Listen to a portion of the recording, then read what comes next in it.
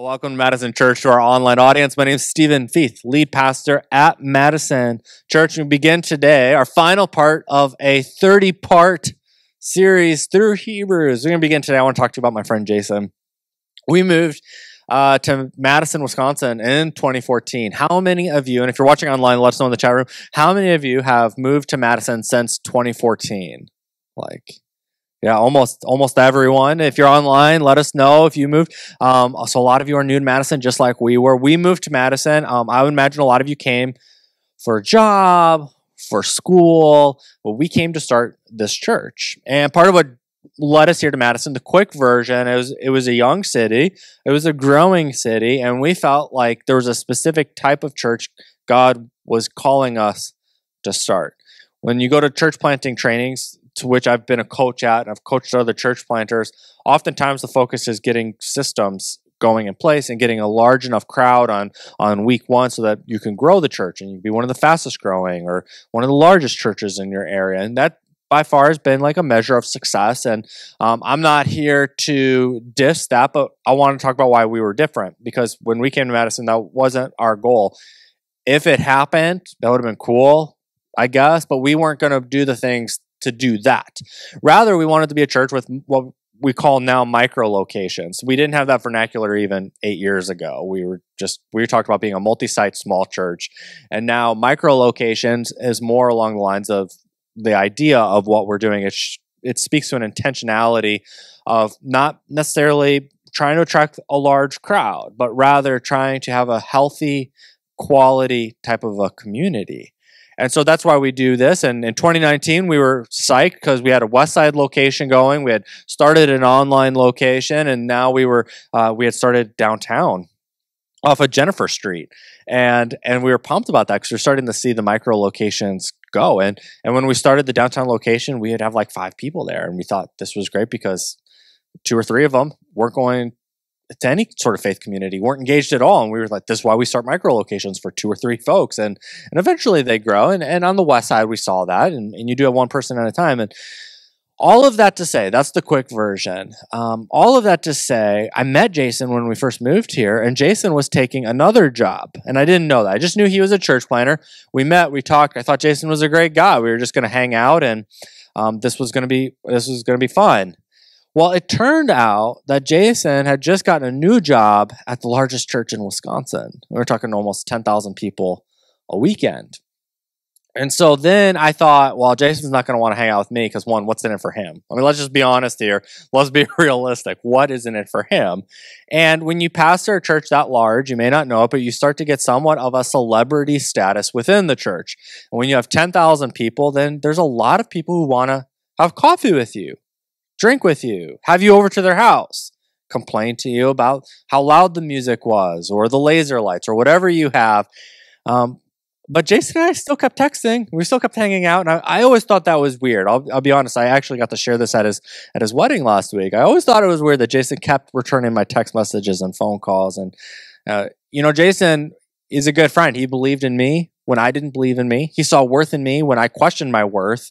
He saw my abilities even when I couldn't see my own, and he believed in what we were doing. And he would often say something like, in Madison, a lot of church planters come in and a lot of church planters leave. But if you can commit to what you're doing, we really think lives are going to change. And we have seen lives change, right? We've baptized people here every year since coming here.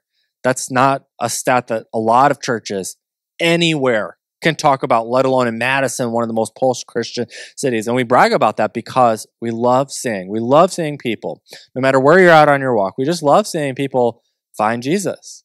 And we love people finding Jesus because we love them finding life in Jesus and finding healing of the past and finding purpose for the future. And baptism is kind of that first step in which they say, yes, I want to go public with this. Now, some people have been baptized as kids. Everyone's journey is different. It doesn't always work that neat. I found Jesus, now I'm going to be baptized. Sometimes you find Jesus years ago. That was my story. I found Jesus, and it was years before I decided to get baptized. But we've done that. There was one time I was meeting with Jason to work out a staff issue. We had another pastor early on, and we were having issues just over and over and over again with this other person. And I just didn't know what to do. I mean, I had gotten coaching from everywhere. I tried everything, and it just seemed like the situation was getting worse. But I didn't want to fire her, because when you're in a small church and you have two pastors and one pastor fires the other one, rarely ever goes well. Rarely ever goes well. And so I was trying to avoid that at all costs. And I remember meeting with Jason, I'm pouring my heart out, and he had a staff of like 100 people. And here I am talking about our part-time other pastor. But he still met with me, and I remember he said, "You seem stressed out." I'm like, "Yeah, good call there, Chief, real observant." And he says, "No, like physically, you're tired." And so, yeah, I am, because Oliver was about 6 months old. We didn't have AC in the apartment. And he said, "Well, why don't you have AC?" I'm like, "I don't know, man, because we're in Wisconsin. Like, how many apartments did you look at that you could afford that had AC already in it?" And we just took the one that was just like, the cheapest. And he said, "Well, we just put in like central air in our house, and we've got 3 barely used air conditioners. Do you want one?" So yeah, I was shocked. I was like, here's a guy pastoring a huge church, makes a ton of money, and now he's just like, "Hey, let's drive to my house in Milwaukee. I'll give you an air conditioner." So we jump in his car. We're driving. And in the car, the meeting continues. I'm asking him for advice on what to do. He's letting me know what to do. We get to his house. He throws an air conditioner in the car. We drive back to my car. We put the air conditioner in the car. Meeting was over. Went home. Situation with the other pastor never worked out. So thanks for nothing, Jason, if you're watching or listening to this. But for the air conditioner, that was great. Our son started sleeping better. But that stuck out to me. It stuck out to me because I thought this would be the kind of story that you would read about in the New Testament, I thought. And not me necessarily. This was Jason. We were talking with just another Christian, and what do? You hear a need. He's tired. Why is he tired? Because his son is staying up all night because he's hot. He needs an air conditioner. He doesn't have an air conditioner. I have an air conditioner. I have an air conditioner I'm not using. And a lot of us might think, well, I'll keep the air conditioners just in case, right? I mean, that would be something that you might think. Like, well, we'll keep the air conditioners because what if the central air goes out? We need a backup. But Jason didn't think like that. He was like, here's someone I can meet this need immediately. He could have easily written me $100 or $200 or $300 check. I mean, money wasn't going to be necessarily the issue there, but it was that he had a way to meet my need. Now, years go by, Jason and I are buddies, and Jason resigns from his position in a letter stating that he's had a moral failure and that he can't be the pastor anymore. And so he quits, and he's on the front page of the Milwaukee Journal-Sentinel like the next day. They're talking about the pastor of the big church was unfaithful to his wife, and he's gone now. And all sorts of stories are being written at him at that point. And so Jason kind of he checks himself into a rehab center for addiction, and I keep texting Jason throughout this. And I wanted to let him know I still believe in you, even if you don't believe in you. And I still see worth in you, even if you don't see worth in you. And I still believe in your abilities, even if you don't think you have any right now. But I was also wanting to give him space. And so I gave him space, and we continued to talk. And at some point where he was at his recovery about 18 months in, it might have even been 2 years in, and we were just going into the pandemic, but it was an opportunity. Madison Church was able to offer him his first job in ministry back since resigning. And we gave him his first chance back. And I said, okay, here's the deal. We're going to hire you. We're going to pay you.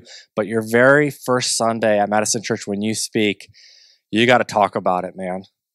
Because we've seen so many megachurch pastors who grow these big churches, and they're popular and they're well-loved and they have moral failures. It's not uncommon. You don't have to be in touch with Christian subculture to know that we've had a lot of messed up people. I mean, all people are messed up, but we've had a lot of them who are pastors and they lead big churches, and it's very public. And I said, and then they just kind of disappear. And then they come back at some point and you don't know what happened. I said, not so with you, Jason. If you're going to come back at Madison Church, and I know there's only going to be a dozen people in the room, but we're going to film it and we want you to talk about your story. So his first message ever is still to this day our most watched YouTube video ever. And so, because other people did, they watched it. They wanted to know, what's this guy have to say for himself? The first time he's making an appearance, and Jason owned it. And then Jason helped us. He helped us restructure our leadership team. Whereas in the past, I was very hands-on and very micromanaging and wanting to make sure things were done a specific way, my way. Jason said, you got to quit doing that. I mean, there's a reason you're hitting the ceiling. It's because you are the ceiling. You're the bottleneck. And Jason continued to help that way. Now, I share this story. Jason and I, we're still friends. We still help each other. We still believe each other, because this is what the author of Hebrews wants within the greater community. And we've been in a series going through the entire letter of the Hebrews, and we've been talking throughout this side that when you look to the left and you look to the right, if you're watching online, you don't know who's in the room, but there's a more or less a dozen of us. And that would have been the size of the church that the letter of Hebrews, the author of Hebrews was writing to. And they're saying, we want you to kind of have that friendship with one another. I'll give you the AC because I have it, I'm not using it, and you could use it. They want you to have the friendship in which your friend messes up and you're saying, you know what, I know you messed up, you did some hurtful things. It's not that I agree with those things or am endorsing you doing those things, but I'm your friend. And that is the example. And that's what the author of Hebrews throughout this entire writing has tried to push us to. And so to recap briefly, in the first part, the first 4 chapters, finding our faith, the author is writing to a Jewish audience who said, maybe we messed up.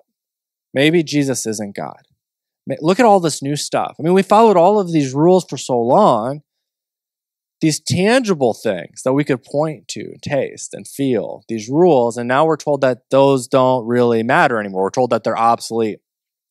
The author of Hebrews continues in the series that we call Losing My Religion to explain why. He said, no, Jesus didn't start a new religion. As a matter of fact, the author is arguing in another way that if you go back to that, you are starting a different religion.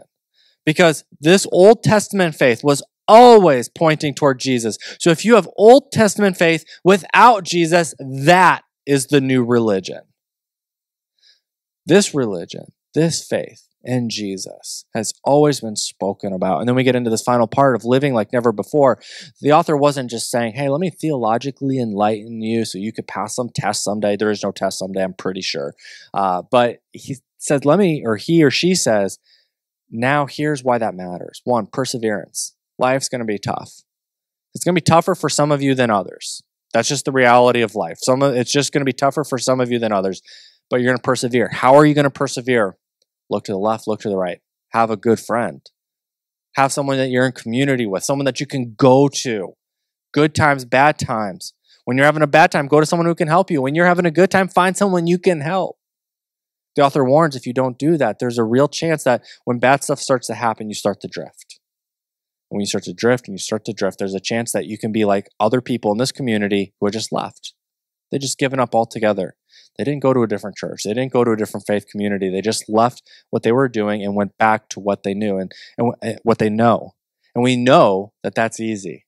It's so easy to just quit what we're doing and go back to what we know. We do this all the time in our lives, our relationships, with our money, whatever it is. If it didn't work out, okay, fine. I tried something new, but we're going to go back to what I was doing and was sort of working. And the author says, don't do that, because that is a faith without Jesus. That is a faith without God. And we get into kind of last week what we talked about, which was like the final kind of getting to the end here. 2 mountains, Mount Sinai, Mount Zion. And one mountain represents God being separated from us and all the ritual and religion we had to do to connect with him. But this other mountain, which is intangible, by the way, because you can look up Mount Sinai on a map right now and find it's a real place. But this other mountain, Mount Zion, that you can't see with your eyes. You can't Google it. It's just not physically there. And the author asks, which mountain are you going to worship at? Are you going to go back in the past to all your ritual and religion, to the stuff you can see, touch, and feel? You're going to go back there and remind you that that was separation from God. Or are you going to worship at Mount Zion, where it's intangible, but it's about the God who is moving today and tomorrow and into the future? It wasn't to say that all that stuff didn't matter, that Mount Sinai didn't matter, but it was to show it as a step in the direction of Mount Zion. And all of that points us to where we are today in the big finale of Hebrews. Last week, we talked about worship a lot. We talked about holiness and how holiness in our society often means something that I don't do. I don't play poker. I don't gamble. I don't drink. I don't smoke. And that's a misconception of what biblical holiness is. Because biblical holiness goes all the way back to the Old Testament. The reason they were sacrificing animals wasn't that they were all of a sudden perfect. You didn't sacrifice a bull and all of a sudden stop sinning, stop doing wrong things. But rather it was to continue to put yourself to say, I'm going to set myself apart. See, God is holy because God is set apart. God isn't like us. God doesn't make mistakes. God doesn't sin. God doesn't hurt people. But we do. But what Jesus was able to do was to make you holy, When you make the choice, when you find Jesus, you follow Jesus. Some of that stuff we talked about at the beginning, when you do that, you are now set apart. Not because you earned it, because remember, you couldn't earn it. That was the author of Hebrews' big point. You can't earn it. No matter how many sacrifices you make, you can't earn it. But Jesus has set you apart. And now the author is going to say, so act like it. You're holy, so act like it. We flip it around. I want to be holy, so I got to act like it. No. That's wrong. That's wrong. If you're listening online, that's wrong. I am holy. I am set apart, not because of what I've done, but because of what Jesus does. And because of that, I want to act like it. So the author in chapter 13, verses 1 through 6, writes, keep on loving each other as brothers and sisters. Don't forget to show hospitality to strangers, for some who have done this have entertained angels without realizing it. Remember those in prison as if you were there yourself. Remember also those being mistreated, as if you felt their pain in your own bodies. Give honor to marriage and remain faithful to one another in marriage. God will surely judge people who are immoral and those who commit adultery. Don't love money, but be satisfied with what you have. For God has said, I will never fail you. I will never abandon you. So we can say with confidence, the Lord is my helper, so I will have no fear. What can mere people do to me? So as people who have found Jesus and as people who are holy, and so we're going to act like it. The author of Hebrews says, continue to love one another. We know the great commandment to love God and to love people. And the author is saying, because you're set apart, because you're holy, that is something that you will do. And let me point out that not everyone is easy to love. Not everyone is your favorite person. We don't get the option to love those who are easy, and then we're just going to pass off those who aren't to other Christians. That's not the option. God doesn't let us group think this. He says, okay, you like them, so you love them, and you don't, so don't you worry about it. We are all called to love those all around us. We're to show hospitality. And in a biblical sense, this is kind of cool because hotels or inns back in the day were very expensive. You just didn't often stay at them if you didn't absolutely have to, because even after you paid, there was a chance that you're going to get robbed or something bad was going to happen. And so hospitality was opening up your home and serving someone for free. Yeah, we know we could charge you because the inn charges you, but we're not going to. And you're going to be safe here. And so for us today, part of what being holy means is being hospitable. Do we open up our homes for other people without expecting anything back? And are our homes a safe place for people, a refuge for them? We're to care for those in prison. Part of what we have done at Madison Church as a community is partner with Nehemiah to help people who are incarcerated now and who get out not reoffend. That is part of our way of saying we're going to do systemic work in reshaping how justice is done.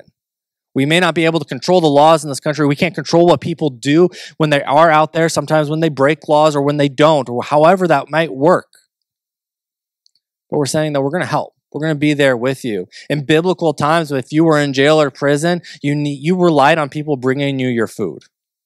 It's not like today where like the prisons, they have to feed you, right? That's what they got to feed you. You're there. Roman Empire didn't care. No, you're in jail. That stinks. Yeah, hope someone brings you lunch. And you did too, right? There were no telephones. You just really hoped that someone in your family remembered that you needed breakfast today. And you really hoped that they weren't sick. And so when the author is saying care for those in prison, I mean, this is intense. This is an everyday act of caring for someone, and it's not even your family. Right? That's what the author of Hebrews is talking to a church community, not saying bring it to your brother who you love and you have to, or bring it to your mom or your son. They're saying the person that you were sitting next to who's now in jail, maybe it was for their faith, because that could have happened. Yeah, go bring them lunch. Bring them what they need to do. The author says honor God in your marriage. And I think sometimes when we're married, and those of you who are, and those of you who aren't, I'll make this real brief, but we can honor God in our marriage by how we treat our spouse, is what the author is saying. How we treat our spouse can be God honoring or God dishonoring. And so whether your spouse is here with you today or they're not, whether your spouse agrees with you or not, or whether your spouse, whatever the situation of your marriage is, we're told regardless, the burden is on you to honor God in your marriage. The burden is on you. And oftentimes we teach a marriage course, or I lead a marriage course about every year, every other year. And one of the first things we say is, we're going to do this the next 7 weeks. We're like, you're not allowed to blame your spouse for anything. Like, the next 7 weeks is about you taking responsibility. So when we talk about communication, don't be like, you're so bad at communicating. Because like, that's the first thing we want to do, right? When we're like, no. What can you take responsibility for? And so this is an extension of that philosophy. If you're married in the room, the responsibility is on you to honor God in your marriage. What if my spouse doesn't? Okay, well, I'm telling them to. If you're a spouse and you're listening, your responsibility is to honor God in the marriage, but you don't get off just because they don't. So we honor God in our marriage. The author says, be content with our financial situations. When they're talking about the love of money here, we're talking about having excess and everything else, all of these things that we want, the yachts, the private jets, the self-driving cars, whatever those might be. The author is saying, be content with what you have. God has given you more than enough to get through.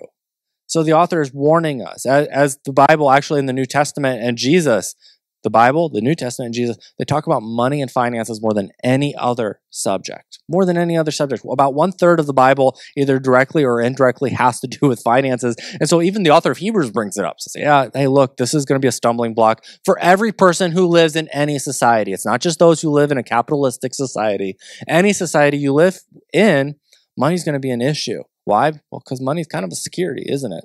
Money's kind of a security. And what happens, we believe a lie that if I have more money, whether that's in the bank or in assets, whatever it is, or if I don't have a lot of money, I have a lot of debt and I get stressed about that, we tend to put our faith and trust in finances. And what the author of Hebrews is saying, as someone who's holy and as someone who acts holy, your trust isn't in money. Even if you have all the money in the world, your trust shouldn't be in that. Even if you have no money in the world, your trust shouldn't be in that. And sometimes by default, because you have no money, you just got to trust in God. You're like, well, I got no money, so I guess by default, I'm going to trust in God. No, the author is saying, no matter your financial situation, you place your trust in God. So when we're talking about being holy, when we're talking about acting holy, we're talking about loving people. We're talking about showing hospitality. We're talking about caring for those in prison. We're talking about honoring God in our marriages. And we're talking about being content in our financial situations, no matter what they are. And let me point out that we talked about worship a lot last week, and we said worship was way more than music. All of these are acts of worship.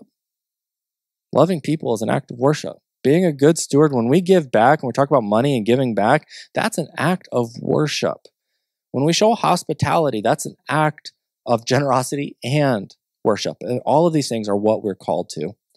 Now, the author of Hebrews leaves that there, says, here's your application. And now they're going to go into a longer passage I'm going to read here, starting with verse 7.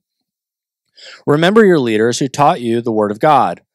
Think of all the good that has come from their lives and follow the example of their faith. Jesus Christ is the same yesterday, today, and forever. So do not be attracted by strange new ideas. Your strength comes from God's grace, not from rules about food, which don't help those who follow them. We have an altar from which the priest in the tabernacle have no right to eat. Under the old system, the high priest brought the blood of animals into the holy place as a sacrifice for sin, and the bodies of the animals were burned outside the camp. Talking about the past, this is what has happened. So also Jesus suffered and died outside the city gates to make his people holy by means of his own blood. So let us go out to him outside the camp and bear the disgrace he bore. For this world is not our permanent home. We are looking forward to a home yet to come. Therefore, let us offer through Jesus a continual sacrifice of praise to God. This is worship. Proclaiming our allegiance to his name. And don't forget to do good and to share with those in need. These are the sacrifices. These are the acts of worship that please God. They go on to say, obey your spiritual leaders and do what they say. Their work is to watch over your souls, and they are accountable to God. Give them reason to do this with joy and not with sorrow. That would certainly not be for your benefit. Pray for us, for our conscience is clear, and we want to live honorably in everything we do, and especially pray that I will be able to come back and to see you soon. So, a couple quick notes. The author says, remember the leaders who taught you the word of God. And so this morning, I want to point your attention to them too. Think about those people who, when you first started following Jesus or asking questions about Jesus or asking questions about God, Who was a person who invested in you? Who was that person who came alongside you, answered your questions, bought you coffee? You lamented about things that you're maybe now embarrassed to admit that you lamented to. Who was that person? The author of Hebrews is comparing them now to the people we talked about in Hebrews 11, all of those people of great faith, Abraham and Moses. This is the people who came alongside you. They're just like those people who had faith. They did something because of their faith, and God did something as well, and you are a living testimony of that. The author says we're not bound by old covenant forms of worship. We don't need to come together and sacrifice a bull as an act of worship and cleansing ourselves, but rather when we sing praises, when we speak praises, when we do good works, those are the acts of worship that God wants most from us. And then the author says work with Christian leadership. And I think that in our society, this is a little difficult. And if you're watching or listening online and we're one of many churches that you're checking out, that's great. We're happy for that. But in our society, it's hard to work within Christian leadership because when Christian leadership makes us mad, we tend to just go to a different church because you have 500 options within driving distance. And so because of our present state in our society with all the churches we have, and there's nothing wrong with that, but I'm saying the author of Hebrews is saying, hey, at first, if there's a problem, work with the Christian leadership, whether that's the pastors, the elders, work with them before you get mad and just walk away. The author also says, help your pastor, give them the reason to do their job with joy, not sorrow. Some of you need to hear that again. I'm just kidding. Application for today. Faith must exist between Sundays. So my question, how are you honoring God in your marriage? And if that's too hard of a question, how are you dishonoring God in your marriage? Maybe that'll help you find a way that you can honor God. What is a step that you could take this week in between Sundays to be more generous with your finances? What is a step you could take to be more hospitable? Who do you need to invite over for dinner? Who do you need to show love to this week? Is it a boss, a coworker, someone who works for you? Who do you need to show love to? Remember, you are holy, so act like it. Faith exists in community. Faith exists in community. So we look to the left and we look to the right. Church isn't just something we go to for an hour on Sunday to check it off our list, but rather the people around you, we are a community. And going back to the beginning and talking about the micro locations of Madison Church, that is why we do what we do and why it is so different. We exist to connect people with God and each other, and we believe that micro locations are the best way to do that because it keeps the community at the forefront of everything we do. The people around you will know you, love you, know your name, learn your name, and be able to help you. They'll pick you up from work when your car breaks down. They'll buy you coffee. They'll share life with you. They'll be the shoulder that you can cry on, someone you can laugh with. Faith is active and ongoing. Let us not forget that. Faith is active and not going. If all you had to do was say a prayer one time 20 years ago and just ride out the storm, the author of Hebrews would not have written this letter. But so much about what they have written is about persevering and having faith every day and choosing Jesus every day. Now, I thought, how can we end this message? And I thought the best way to end this message is to end with the final words of Hebrews. Now may the God of peace, who brought up from the dead our Lord Jesus, the great shepherd of the sheep, and ratified an eternal covenant with his blood, may he equip you with all you need for doing his will. May he produce in you, through the power of Jesus Christ, every good thing that is pleasing to him. All glory to him forever and ever. Amen. And I urge you, dear brothers and sisters, to pay attention to what I have written in this brief exhortation. I want you to know that our brother Timothy has been released from jail. If he comes here soon, I will bring him with me to see you. Greet all your leaders and all the believers there. The believers from Italy send you their greetings. May God's grace be with you all.